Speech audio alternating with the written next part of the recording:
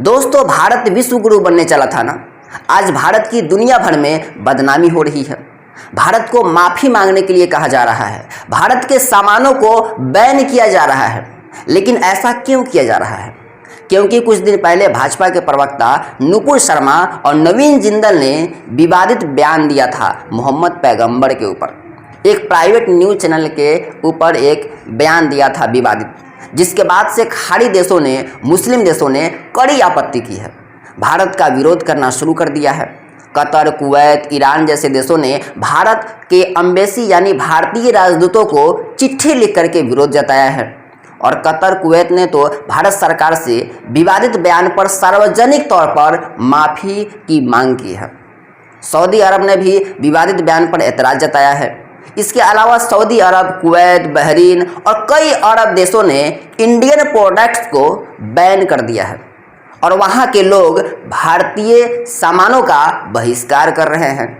Iran, Iraq, Kuwait, Qatar, Saudi Arabia, Oman, Iran, UAE, Jordan, Afghanistan, Bahrain, Maldives, Libya और Indonesia, ये 15 देशों ने विवादास्पद टिप्पणी को लेकर के भारत के खिलाफ आधिकारिक विरोध दर्ज कराया है और ये संख्या बढ़ती जा रही है। दोस्तों, समझने वाली बात यह है कि जितने भी ये देश हैं भारत पर इस समय दबाव बना रहे हैं, काफ़ी छोटे छोटे देश हैं, हमारे राज्यों के बराबर के देश है या उससे भी कम है।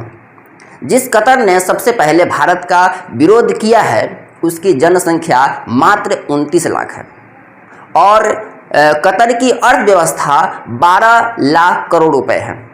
इससे 18 लाख गुना जो है वह भारत की अर्थव्यवस्था है। इसके बाद भी बीजेपी की एक गलती के कारण भारत को विश्व गुरु जो बन रहा था, ऐसे तमाम खाड़ी देशों ने एकजुट होकर के भारत का विरोध कर रहा है। केवल बीजेपी के गलती की वजह से जो काम बीजेपी ने खाड़ी देशों के दबाव में आकर नुपुर शर्मा और नवीन जिंदल को पार्टी से हटाया, यही काम बयान के तुरंत बाद बीजेपी करती तो भारत को कोई आंख नहीं दिखाता। क्योंकि एक व्यक्ति या एक पार्टी के चलते पूरे देश की बदनामी और देश को नुकसान नहीं होना चाहिए। जब मुस्लिम देशों ने भारत का विरोध किया तब बयान के एक सप्ताह बाद दोनों को पार्टी से निष्कासित किया गया। यही काम एक सप्ताह पहले अगर कर लेते तो आज सफाई देने की ज़रूरत नहीं पड़ती बीजेपी को। दोस्तों, ओआईसी ने भी मोहम्मद पैगंबर के विवादित बयान की निंदा की है। ओआईसी 57 मुस्लिम देशों के इस्लामिक सहयोग संगठन है। इसने कहा है कि भारत में बीते दिनों में मुसलमानों के खिलाफ हिंसा के मामले बढ़े हैं। कई राज्यों में शैक्षणिक संस्थानों में हिजाब बैन के साथ मुस्लिमों पर प्रतिबंध लगाए जा रहे हैं।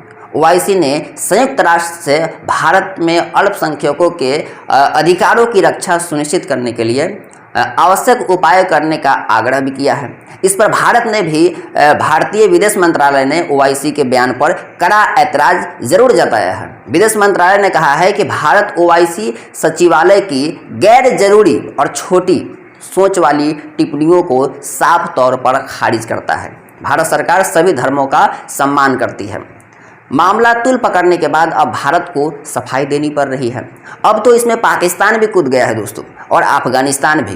पाकिस्तान में अल्पसंख्यकों का क्या हाल है किसी से छुपा नहीं है, फिर भी वह बयान और नसीहत दे रहा है भारत के खिलाफ। इन सभी मामलों के बाद कांग्रेस ने भी भाजपा को घेरना शुरू किया है। कांग्रेस के राष्ट्रीय प्रवक्ता रणदीप सुरजेवाला ने कहा है कि गलती भाजपा वाले करे और माफ़ी भारत मांगे, ये अस्वीकार्य है।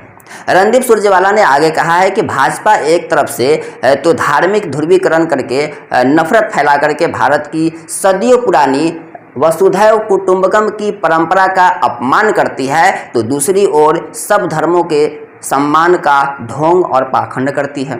यह दोगली भाषा अविश्वसनीय है।